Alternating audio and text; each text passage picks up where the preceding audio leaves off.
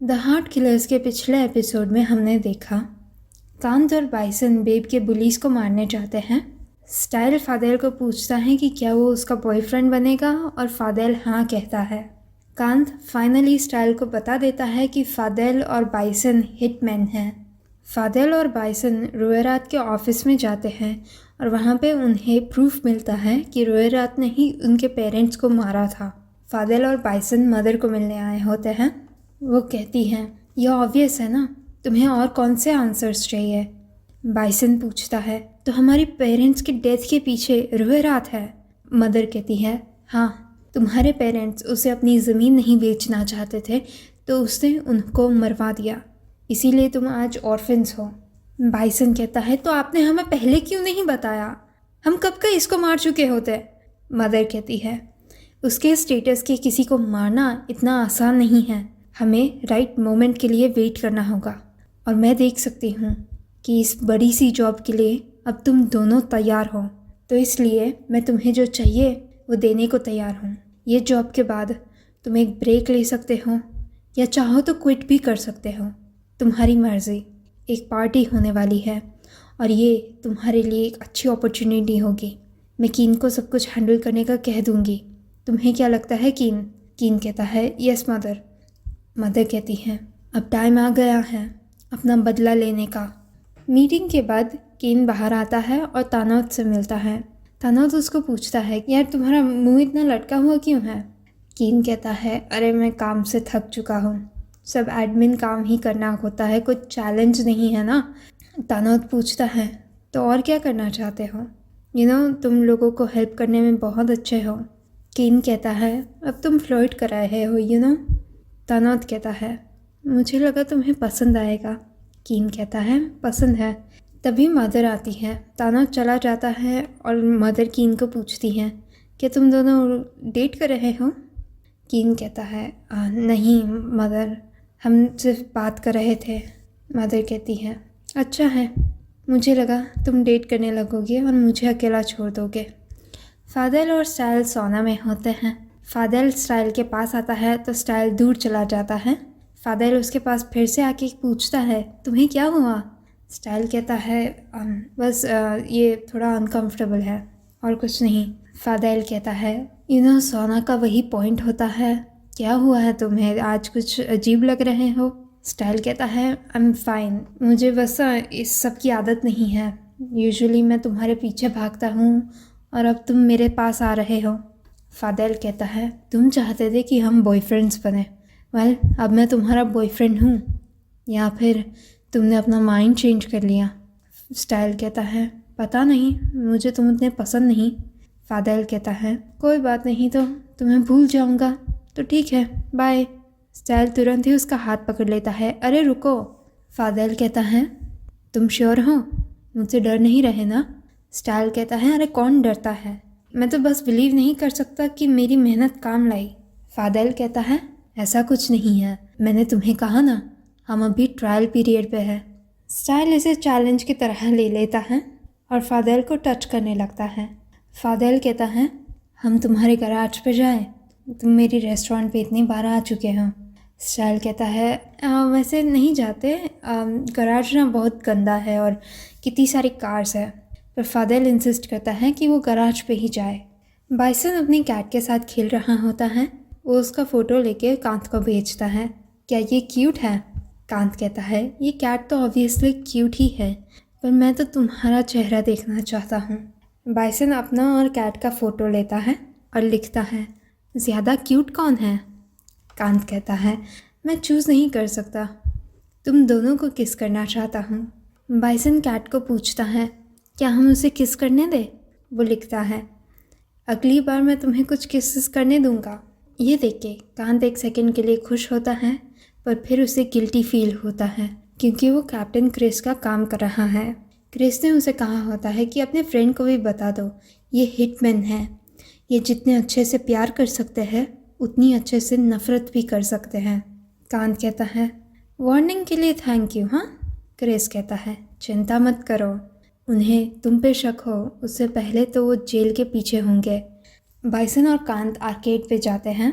Kant Bragg करता है जब मैं हाई स्कूल में था तब मैं बास्केटबॉल टीम पे था। लड़कियों को भी बहुत पसंद था। अगर मेरी लाइफ में बाकी सब नहीं हुआ होता तो आज मैं एमबीए में खेल रहा होता। बाइसन कहता है, अरे तुम तो कितने कमाल के हो, क्या ऐसा कुछ है जो तुम नहीं कर सकते? कान सोच के कहता है, मुझे नहीं लगता। अगर मैं तुम्हारे जैसे कुछ जीत सकता हूँ तो मुझे लगता है कि मैं सब कुछ कर सकता हूँ, है ना? बाइसन कहता है, राइट। कांत उसे किस करता है। बाइसन उसे वार्न करता है कि हम लोग बाहर हैं। कांत उसे पूछता है, तुम छोटे थे तब कैसे थे? मुझे आर्ट बहुत पसंद है। आर्ट क्लास में मुझे हमेशा ए मिलता था, पर पीए में मैं बहुत बकवास था। मुझे सिर्फ एक ही स्पोर्ट आता है और वो स्विमिंग है। कांत कहता है, ये मेरा एकदम ऑपोजिट है। मैं बास्केटबॉल, फुटबॉल बहुत अच्छे से खेल लेता हूँ। कांत अपना फ़ोन निकाल के लिखने लगता है। बाइसन को बास्केटबॉल और फुटबॉल नहीं पसंद। बाइसन पूछता है, ये क्या कर रहे हो? कांत कहता है, नोट्स ले रहा हूँ ताकि मुझे याद रहे कि तुम्हें बास्केटबॉल डेट्स पे नहीं ले जाना है। बाइसन पूछता है, ऐसी डेट पे कौन ले जाता है? कांत कहता है, होते हैं लोग जिनको खेलना पसंद है वो जाते हैं। और तुम्हें पता है, कोर्ट पे मैं बड़ा कूल लगता हूँ। अगर तुम ऑडियंस में होते तो डेफिनेटली मेरा नाम चिल्ला रहे होते। एकदम से जेम्स आके कहता है, मुझे नहीं पता था कि अब तुम फुटबॉल पे बैट नहीं करते और आर्केड पे आके घूमते हो। कांत कहता है, मैंने फुटबॉल बैटिंग सालों पहले छोड़ दिया। जेम्स कहता है, पर तुम्हें तो बहुत पसंद था, याद नहीं है क्या? कांत कहता है, ये बहुत टाइम पहले की बात है, अब मैं ऐसा सब नहीं करता। जेम्स कहता है, अच्छा तो तुम एक अब शरीफ सिटीज़न हो, हाँ? How boring. तुम्हारा क्या बाइसन, तुम्हें स्पोर्ट्स बैटिंग पसंद है? बाइसन कहता है, नहीं, मुझे नहीं पसंद। जेम्स पूछता है, क्या एक बर्गर जॉइंट पे तुम्हें अच्छे पैसे भी मिलते हैं? बाइसन कहता है, तुम्हें कैसे पता मैं कहाँ पे काम करता हूँ? जेम्स कहता है, वेल उस दिन तुम कांत के लिए बर्गर्स लाए थे तो मैंने उससे अस्यूम कर लिया। ठीक है, हम यहाँ पे बहुत अच्छे सिटीजन्स हैं, ओके? मैं तुम दोनों को अकेला छोड़ देता हूँ, पर अगर तुम्हें बेट्स में इंटरेस्ट हो तो तुम्हें तो पता है कि मुझे कहाँ पे ढूंढना है। जेम्स के जाने के बाद बाइसन कहता है, ये श्योर तुम्हारे पीछे पीछे घूमता है। क्या उसके साथ तुम इतने सीरियस थे कि इतना सब वो कह के गया? कांत कहता है, अरे कम ऑन यार, कोई चिंता करने की बात नहीं है, जेम्स ना ऐसा ही है।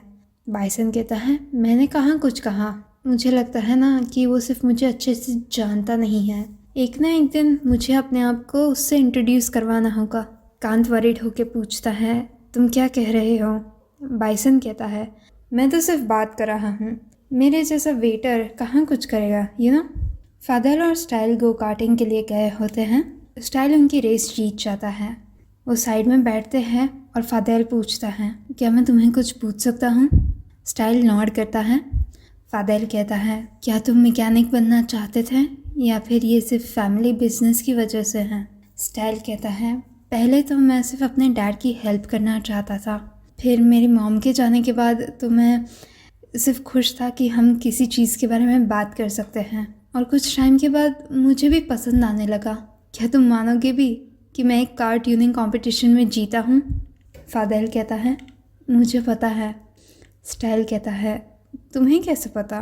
फादर कहता है, इंटरनेट पे था, तुमने कहा था कि मुझे देख के ही तुम मुझे पसंद करने लगे। ऐसा तो क्या था मेरे बारे में? स्टाइल कहता है, मुझे तुम्हें पटाना बहुत पसंद था, मैं बड़ा कम्पेटिटिव हूँ।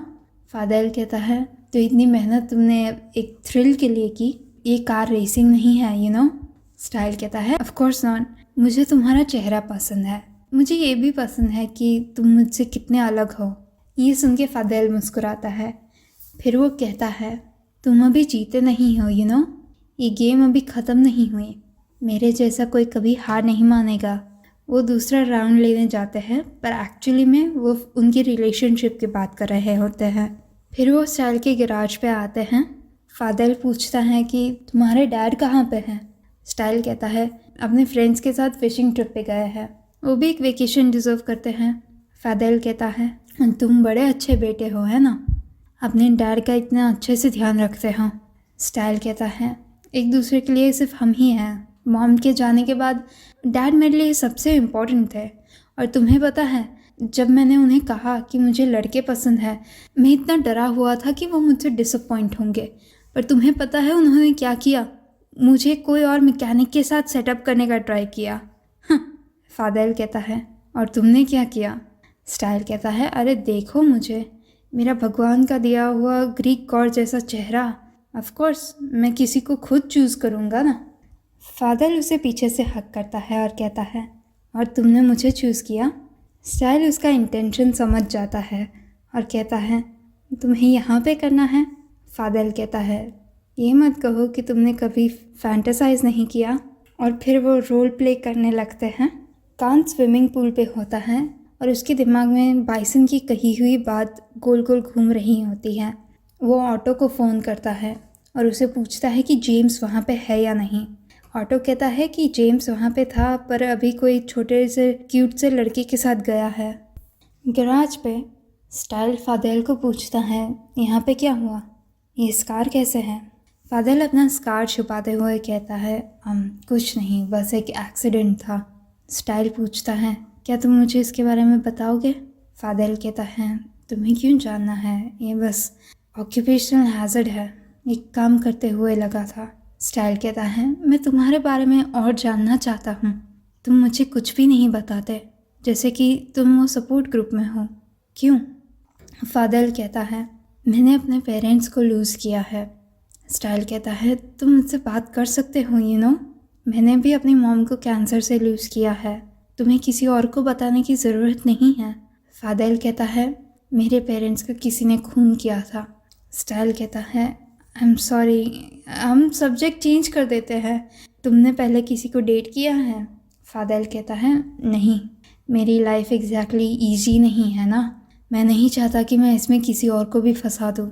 स्टाइल पूछता है, एक बर्गर जॉइंट ओन करना क्या इतना मुश्किल है कि तुम किसी को डेट भी नहीं कर सकते?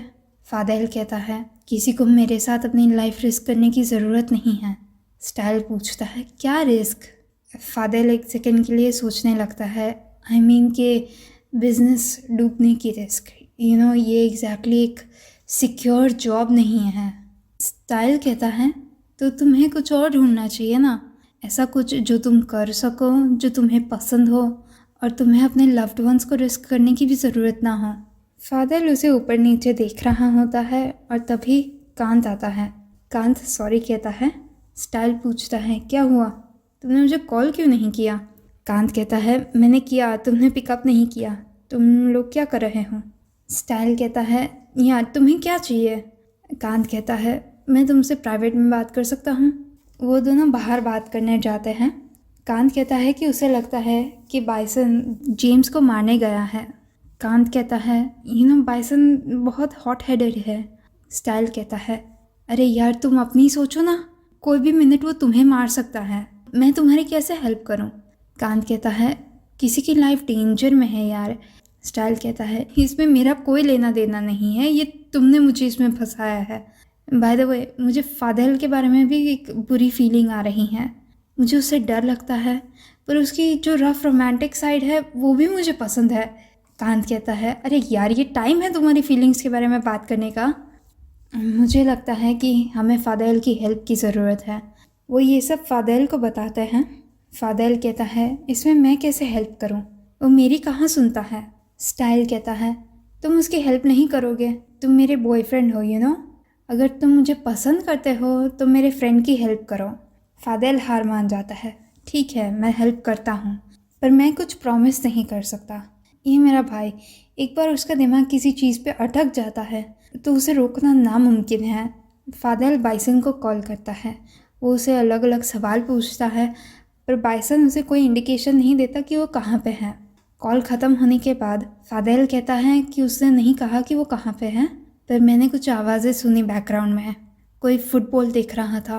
कांत को रियलाइज़ होता है कि वो जेम्स की जगह पे गया है और वो उसके पीछे जाता है। उसके जाने के बाद स्टाइल कहता है, आई होप तुम अपने भाई के जैसे जेलस टाइप के नहीं हो। फादेल कहता है, अगर तुम्हारा दिल साफ़ है तो तुम्हें कोई चिंता करने की ज़रूरत नहीं, पर अगर तुम मेरे साथ कुछ गलत करोगे या फिर मेरे से कुछ पाने का ट्राई करोगे तो मैं तुम्हारी हालत ख़राब कर सकता हूँ।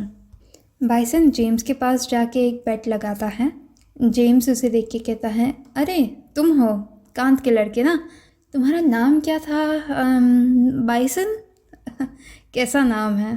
तुम्हें कभी कोई बफेलो नहीं बुलाता? क्या हुआ, तुम उसे बताए बिना गैम्बल करने आए हो? मैं तुम्हें एक सीक्रेट बताता हूँ, कांत ना बड़े गुंडे टाइप का है। ये अच्छे बनने का मास्क ना, ये हमेशा के लिए नहीं रहने वाला। बाइसन कहता है, मैं कोई गुड गाय बनने नहीं आया, मैं यहाँ सिर्फ तुमसे बात करने आया हूँ। जेम्स उसे बाहर ले जाता है। बड़े पागल हो तुम, मेरी जगह पे ऐसे आ गए। मुझे नहीं लगा था कि तुम सिर्फ एक जेलस बॉयफ्रेंड हो। बाइसन कहता है, कांत एक बाजू में, पर मैं यहाँ तुम्हें वार्न करने आया हूँ, मुझे फॉलो मत करो। क्या तुम्हें लगा मैंने नोटिस नहीं किया? जेम्स कहता है, अगर तुम्हें पता था तो तुमने कांत को कुछ क्यों नहीं कहा? बाइसन कहता है, क्योंकि ये मेरा बिजनेस नहीं है। मैं वेट कर रहा था कि तुम खुद उसे कब बताओगे, और मैंने तुम पे रिसर्च भी की है। तुम बस एक बुकी हो जो 420 वाले धंधे करता है। मुझे तुमसे कोई डर नहीं है, कांत खुद ही तुम्हें हैंडल कर सकता है, पर अब से कभी भी मेरा पीछा मत करना। जेम्स उसे अटैक करता है। बाइसन उसे मारने लगता है, फिर वो उस पर गन पॉइंट करता है और उसे चैलेंज करने लगता है। और यहाँ पे द हार्ट किलर्स के 5th एपिसोड का पार्ट 1 ख़त्म होता है। आई होप आपको ये वीडियो अच्छा लगा। ये वीडियो को लाइक कीजिए, शेयर कीजिए और मेरी चैनल को सब्सक्राइब कीजिए। मैं आपको अगले वीडियो में मिलूँगी। तब तक के लिए बाय बाय।